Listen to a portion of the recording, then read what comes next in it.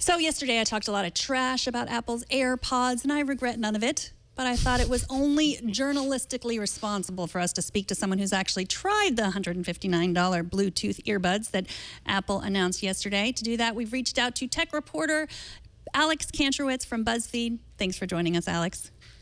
Thanks for having me. So you were at Apple's event yesterday, and they let you try on the AirPods.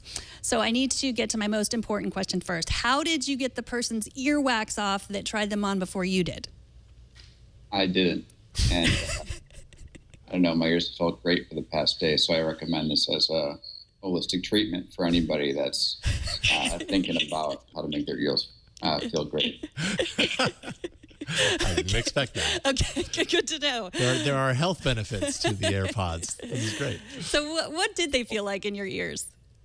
They felt fine. They felt like regular headphones to me. They were a little weird to get used to, but I had no problem with them. And did you get to actually listen to things, or did you just get to try them on? Yeah, I listened to music on them, and it actually came through really clear. I had to ask the person saying next to me, the person from Apple who was demoing it, whether they were noise canceling or not. And I don't think they are, but the sound came through crystal clear. And I think we have a little video of them. You ran around with them as well? I did, yeah. I mostly just wanted to show off my running skills to the Apple team. But yeah, I also wanted to see whether or not they would stay in my ear or not after going for one, which I saw was a concern that a lot of people had.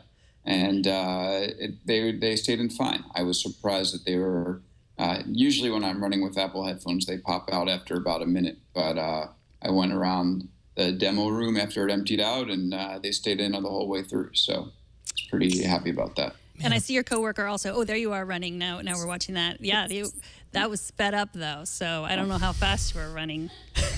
No, he was actually running that fast. That wasn't sped up. He's a really fast runner. I had to prepare this event, but would have been there otherwise. Man, I mean, looking at those things, I'm very used to it. So I have like these Bose in-ear headphones. They have a little kind of rubberized, I don't know, thing that helps keep that stuck in your ear. When I look at these things, they look, I mean, kind of contoured. So I guess I could understand maybe why they stay in the ear, but all ears are different. I don't understand how they don't shake loose at some point, but you're saying that they stayed in there. Do you have any fears of going out for like a 20, 30-minute run with them? Yeah, I mean, they stayed in. I was also able to like tilt my head all the way down to see when they would fall out, and I wasn't able to get them to fall out. Yeah. But yeah, of course I have fears of going for a 20, 30-minute run with them and then staying in. You know, I brought a prop for this interview, which these are my $10 headphones. And I figured out this style that you can use, which is I wrap the wire of my ear and then tuck in like that. These things aren't falling out. And frankly, I am, if you've ever been on a run and your headphones have fallen out, you know how frustrating that is. And I'm not about to change up this very effective system in order to experiment with these very expensive AirPods. Well, I mean, we've already talked about earwax, so I think I can also bring up ear sweat, which is the problem, I think, when you're running. Like I guess you weren't sweating too much, because that's what makes them slip out. That's true. I didn't consider that science when we filmed the video. So you really needed to do some jumping jacks and get warmed up before you did that run. And I'm just saying. Yeah. What I know now, I regret. What about Bluetooth pairing? Because I know, I mean, Bluetooth pairing, at least for me, is never always completely painless. Sometimes it works, sometimes it doesn't. It can be a little frustrating. And then when you kind of stretch this out to just like general consumers, people who don't have a passion and a career in technology, and this is just how you connect these things. Did you have a chance to test out kind of the connection aspect of them? Did it seem fast? Apple was saying it was fast, but I don't know what that means. Yeah, it was definitely fast. It was just like a snap when they were connected, which was pretty impressive. And we played the music from the phone, just on the phone speaker, and then popped the earphones in our ears, and it transitioned pretty quickly as well. So I think from a technology standpoint, that was pretty nice and seamless, in my opinion. Excellent. And Apple told Business Insider today or yesterday that if you can buy just one of them if you lose just one of them. They said they have no like, oh, we'll give you a new pair if you lose them or get them stolen, but they did say they would sell you them by the one, which I think is sort of them admitting that they're easy to lose. What do you think about that?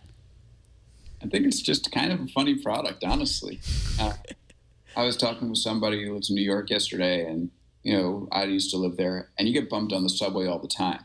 So just imagine when somebody's on the subway tracks and they're trying to take one of these earbuds out of their pocket, or they get nudged and the thing could fall out onto the tracks. Like, I don't know. It's going to seem to me like there's accidents waiting to happen. But I mean, maybe, I don't know, it's too early to judge. But yeah, of course, if they sell it by the one, I don't know. These things are just very interesting. I'll put it that way.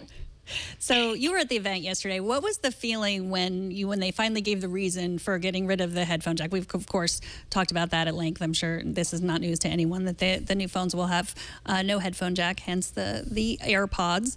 What was the feeling when they said they gave the reason of courage on stage? What was the feeling from that? I couldn't look up from Twitter once I heard that. Yeah. You knew what was coming. It's like the moment they said courage, I was like, what?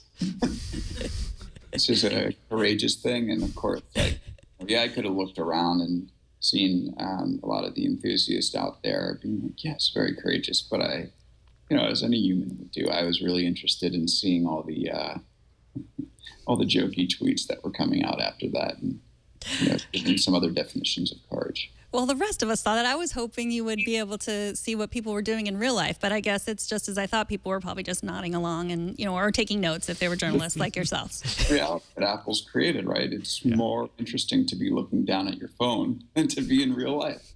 So, me not really figuring out what was going on in the room is sort of product of the company that was making that presentation. It's true. We were showing earlier the BuzzFeed piece that basically BuzzFeed talked to Greg Jowzak, Dan Riccio, Phil Schiller about why they removed the headphone jack, and basically said it's a dinosaur. It's time to move on. What do you say for people who are saying this is just greed on Apple's part? Like, now they own the Lightning jack, they own all the headphone, they own that, they license that, and so this is just basically greed. It has nothing to do with needing to move on from this technology. I mean, I would be hesitant to say it's greed 100%. And also greed is sort of a weird word to use. I would call it capitalism, or the way that any consumer goods company works. I mean, we see this all across the board. All the many companies, and the most successful companies, have big research and development departments that create improvements to their products, and sometimes those improvements might be marginal, or they may not exist in the benefit to the consumer at all, but they're billed as improvements, and they release a new product and they have a new hype cycle, and the product does pretty good sales. So it would be like I would be surprised if Apple wouldn't try to come up with a new thing every year, as they've done. It's like Gillette, right? Do you need 5 razors if 3 razor shaving tool will get the job done? I don't think so. But they've made a business of adding a razor, now a strip, and it's like a Dollar Shave Club poke fun at them, like a back scratcher and a flashlight to these razor blades, and they've done pretty well. So a multi-billion-dollar company that's been built off of this. So I don't think Apple is following any script different than any other company that sells stuff to people.